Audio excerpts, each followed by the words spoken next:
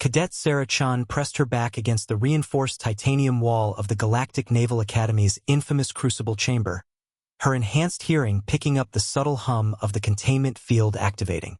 Around her, the other cadets from across the galaxy's various species were already beginning their systematic approach to the escape scenario, exactly as their instructors had taught them.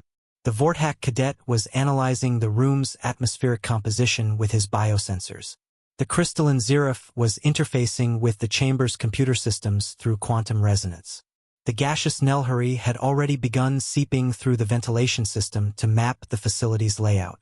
All perfectly reasonable approaches for a 30-minute escape scenario. Sarah cracked her knuckles. Instructor Veltar's voice echoed through the chamber's speakers, his satisfaction evident even through the universal translator. Cadets, you have 30 standard minutes to escape the crucible chamber. This is a test of ingenuity, teamwork, and tactical thinking. The chamber is designed to challenge species from across the galaxy. Begin now.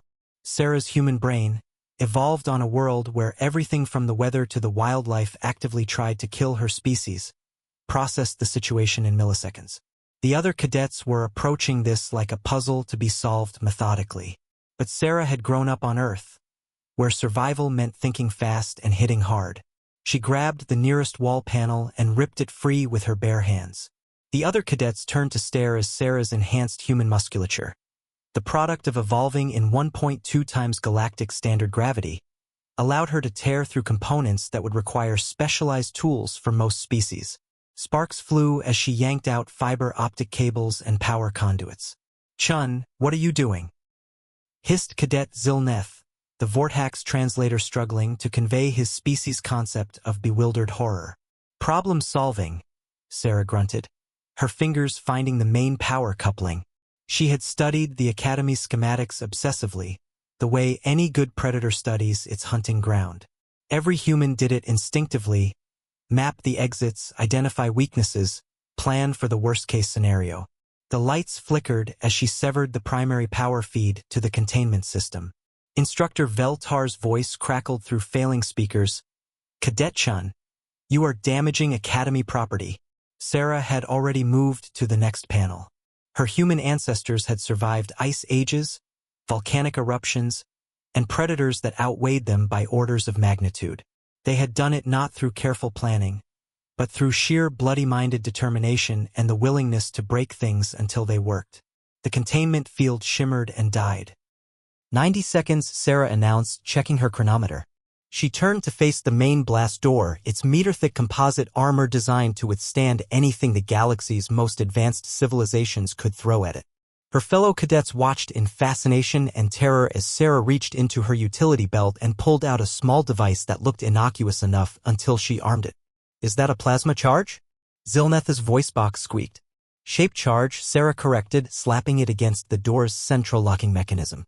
"Humans invented them about 3,000 years ago. We got really good at breaking things we couldn't open." The explosion was surprisingly modest. Sarah had calculated the exact amount needed to rupture the door's structural integrity without bringing down the entire facility. The blast door, rated to withstand the firepower of a light cruiser, folded inward like paper. Sarah stepped through the smoking gap, her boots crunching on debris. Behind her, the other cadets were still processing what had just happened. Most galactic species approached problems with careful analysis and collaborative solutions. Humans approached problems like natural disasters with overwhelming force applied to the weakest point. "Time," she announced, tapping her chronometer. 2 minutes, 17 seconds. In the observation deck above, a dozen alien instructors stared at their monitoring equipment in disbelief. The crucible chamber had been designed by committee with input from 17 different species, incorporating thousands of years of tactical thinking and psychological warfare. It had never occurred to any of them that someone might simply ignore the puzzle and punch through the walls instead. Instructor Veltar's voice was barely a whisper. How did she even know where to place the charge? His colleague, a veteran Thraxian warrior, watched the human cadet help her teammates through the wreckage. "Sir, I've been reviewing her file. Humans call their homeworld Earth, but the translation is incomplete. The more accurate rendering would be Deathworld Prime."